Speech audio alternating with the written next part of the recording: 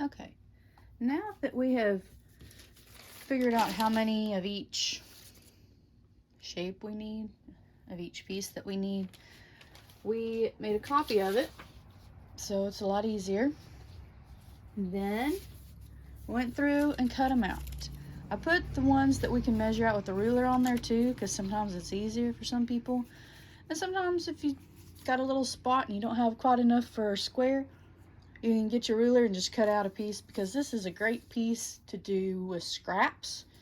And so that's what we're going to do, is we're going to use these to work on our things here. And I have picked out very similar colors for what the actual leaf may look like. And I've chosen these 4 fabrics, and they're all very much scrap pieces. And I'm hoping that this little piece is going to be enough for our dark piece that's our first one. So, come over here, and we're going to start with our dark green. So our A block here is going to be the first one we cut, and we're going to need 7 for just the first block. If you do more, this is going to be per block. So the first one is A. We go over to our handy dandy chart over here, or I should say our pattern. And our A is our square, which is going to be a 2.5 inch square. So it might help if I have my ruler. I'm going to make sure this is 2.5 inches.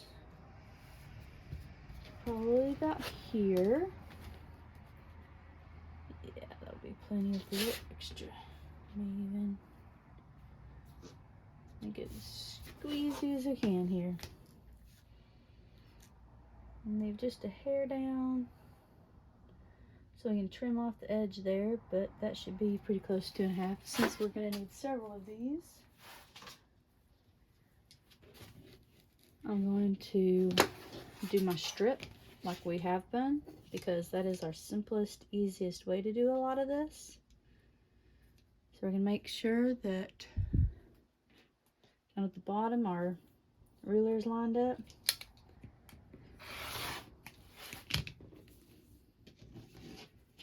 And get our 2.5 going here. Trim off some of that edge. And you know, the back of this is stopped right here.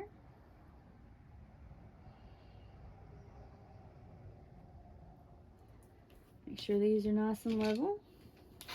Cut off the ends. Get our 2.5 inch piece here. Boop. There's 2.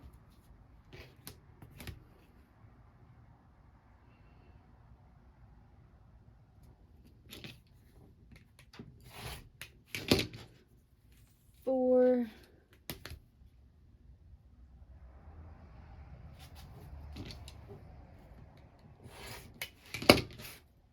6. And this little piece right here is going to make it 7. It's not quite enough for 2. That's why I opened it up. And so that's our A. So we can set that down over on our pattern over here so we can kind of keep track of things. So our next one is going to be B. We're going to need 5 of those. We come over here to our little chart, or our little pattern. And B is one of our, where'd my little pieces go? B is right here. One of our little odd shaped pieces. So this one might be kind of fun. And I said I needed 5 of those. Gonna come over here. Yeah, we're gonna just keep doing it this way actually. And over here.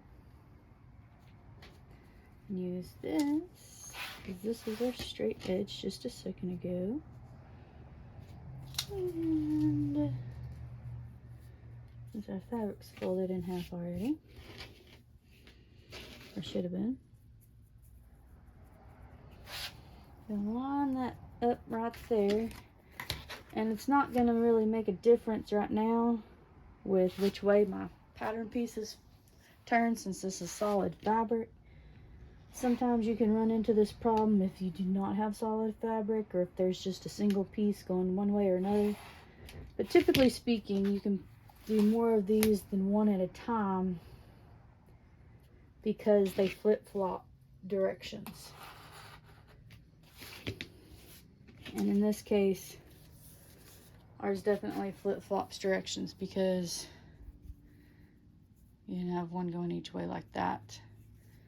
Or if you flip it over, nobody can tell the difference. So that comes in handy like so. So we needed 5, and I need 2 more of those. So I'm gonna just keep going over here, slicing away.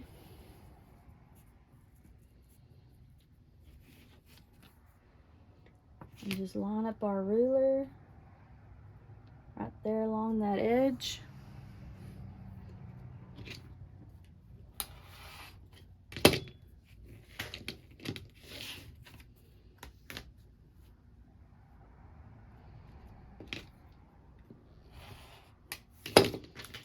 Alright, and there's 2 more. And I need 1 more, so I'm going to unfold this here.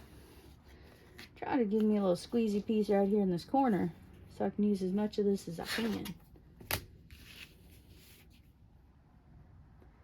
Because I am pushing my luck on this piece of fabric with what I need. Alrighty. And then doop.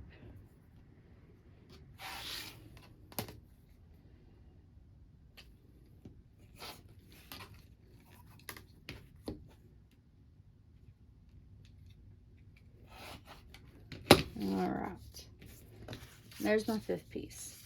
Sometimes if you have a lot of pieces that are very close and very similar in size, but they're different pieces or they go different directions, I usually take a little scrap piece of paper and pin it to my stack so I know what's what.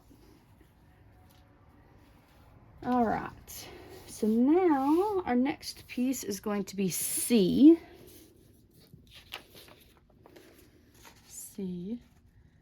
We're going to need 4 of those. That's a cute little scrawny piece here. That shouldn't be too bad. And as such, we could probably roll it up here like so. Put it on here and knock out all 4 of them at once. Try not to let our piece move there. Make sure it stays aligned. So we're going to come down here and cut that corner and maybe kill 2 birds with 1 stone here. Alright, oops. A little static going on.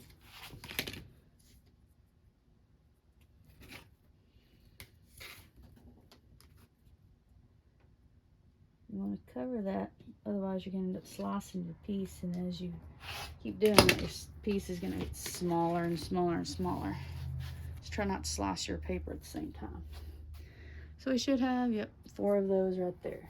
So C is done. And now we move on to D. D is one of our triangles that we decided measured out at 2 7/8 if we were to cut it. Because if we match it up with our ruler here, you'll see that it almost hits that 3-inch mark. But if we cut it out at 2 7/8, we can slice and dice real easy. And we need 4 of those. And this is all the little piece that we have left. So this is about to get really, really interesting. And yeah, very interesting actually. This is the part where we're probably going to start squeezing little pieces in as we can. because our fabric was odd shaped because it was a scrap. And this is the benefit of sometimes having those little pieces ready instead of having to cut squares.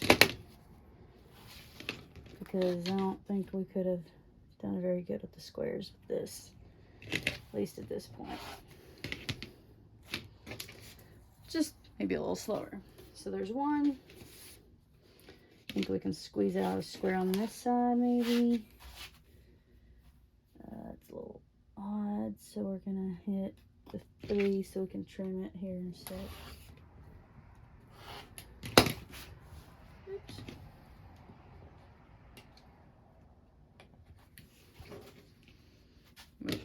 Keep going off camera, I think. Alright, and then we're gonna turn it a little bit away from our jagged edge. We're gonna line it up for that 2 7/8 piece. Right about there, actually. Right here. We'll trim here. And then slice and dice. And so you have the same size there. So all we need is one more of these triangles. So since we have a little odd piece right there, we're just gonna try to squeeze in, I guess right about there. Considering this is all that's left of my dark green, when I do a second piece, I'm gonna have to get really creative and come up with a different color scheme now. But we can do one side. This is gonna end up probably being a tote of some sort.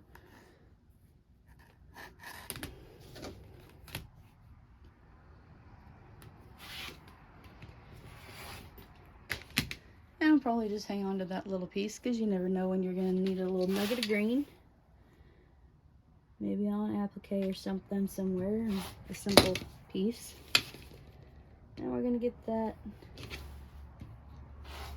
right there. Okay, that was our 4th piece.